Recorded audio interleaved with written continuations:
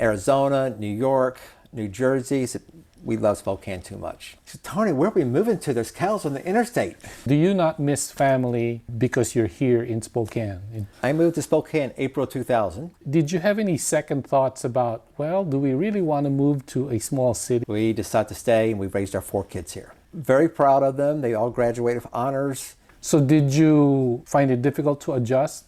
It's going to be harder on us because you won't have the income you're used to making, but let's stay here and make it happen. When your kids left home, could have left town and moved somewhere else. Why did you choose Spokane? Well, my wife says if I don't win this election, we're going to move.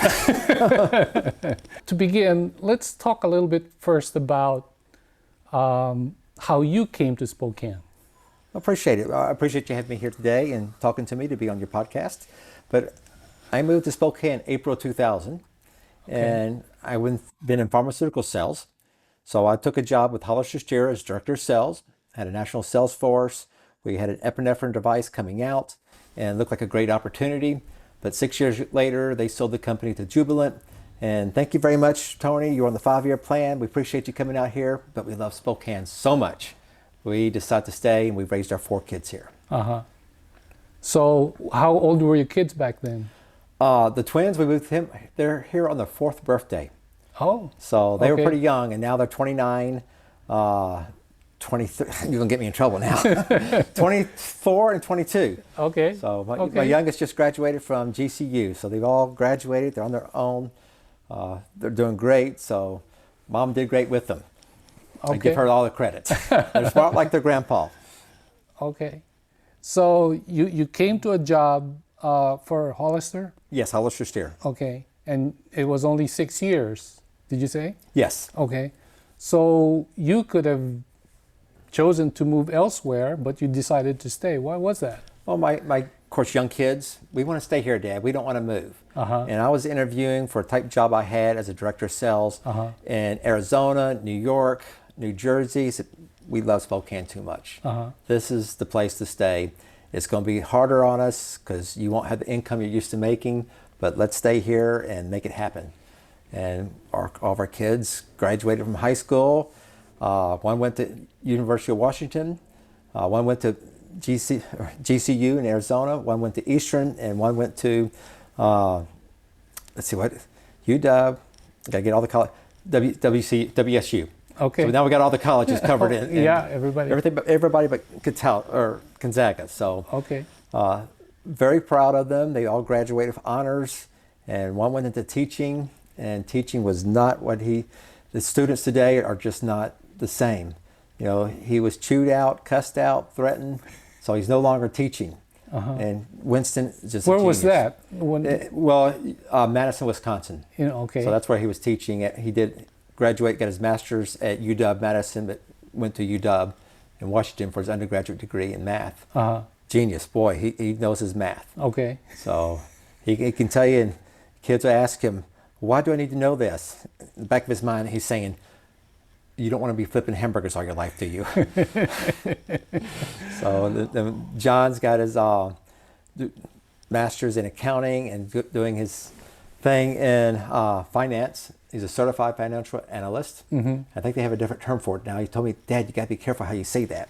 Oh. And my daughter's over in Montana working for the Park and Recreation, looking at water samples, analyzing it. Okay. And then Connor is in Arizona, and he is the brainchild of engineering, doing clean rooms and engineering for Oats Overnight. Oh, okay. So all your kids are away from Spokane now. Isn't that sad?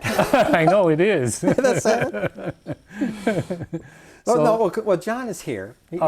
John's still here in town, and his wife Ruby. They live on the Lower South Hill. Yeah. So he's still here in town, and I think his goal is to open his own business one day. Okay. So he plans to stay in town. Yeah, he's staying here in town. Okay. But they'll all make it back. They'll all make it back. Okay. So when your kids left home, again, you have another option. You could have left town and moved somewhere else. Why did you choose Spokane? Well, my wife says if I don't win this election, we're going to move. How many times have you run? Well, I ran for city council back 5 or 6 years ago, and ran against Brian Beggs and ran against Lori Kinnear. Got my feet wet on what's it going to be to be a politician, what they need to do to win. And I was called to ask Tony, will you step up? We need a Republican to run in this race. There's not a Republican in it. And I jumped in. So on Friday morning, we made the announcement. On Monday, I filed. So at the last minute, so I was 3 months behind everybody else. But it's been a great learning experience, and I'm in it to win it. Things look very good. Okay. Well, before we get into your political career, let's talk a little bit more about, besides the job offer, did you have any second thoughts about, well, do we really want to move to a small city like Spokane? Well, first of all, where did you come from? I came from Memphis, Tennessee. Oh, so it's a larger city. It's a much bigger city. Okay. But moving here was, oh my God, this is God's country. This is wonderful. There's no traffic. You get anywhere in 20 minutes. Now it takes you 40 minutes. It's a different atmosphere. My wife would go, "Where's Spokane?" Everybody thinks it's by Seattle. Yeah. No, we're next to Idaho. And then she'd see the news about the cows on the interstate broke loose. She's still living in Memphis while we were selling our home. Right. She said, "Tony, where are we moving to? There's cows on the interstate." So, well, that's in Liberty Lake. All the cows, I guess there was a jackknife of a cow truck and all the cows running on the interstate. So that was her first impression before she moved out here. But boy, did we make good friends, good neighbors with hockey and sports with the kids. Oh, we loved hockey. We became a family, traveling to Canada, playing tournaments in Arizona, Washington, D.C. Yeah. You know, you become a hockey family. So did you find it difficult to adjust in Spokane? Oh, we love the weather.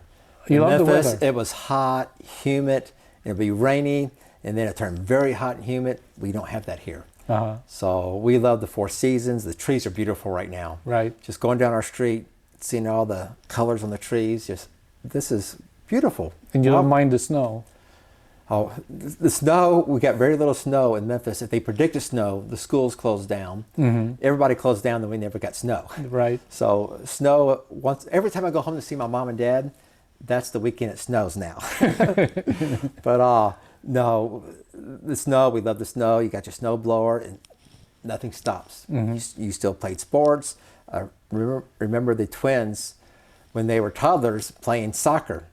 And it was snowing. They had their shorts on and a coat playing soccer. Yeah. So, but it's cold and windy when you're on the upper South Hill.